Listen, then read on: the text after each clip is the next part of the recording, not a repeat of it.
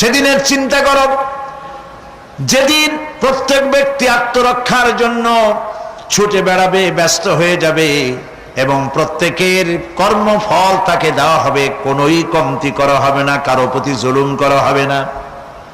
আল্লাহ পাক বলেন সেদিন জমিন তার সব রহস্য ফাঁস করে দিবে। ইদা জুলজিলাতিল আরদু জিলজালাহা ওয়া আখরাজাতিল আরদু আসকালাহা ওয়া ক্বালাল ইনসানু মা লাহা।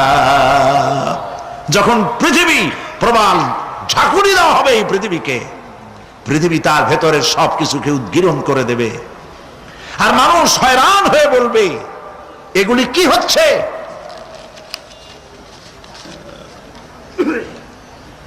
ইয়াউমাইযিন তুহাদ্দিসু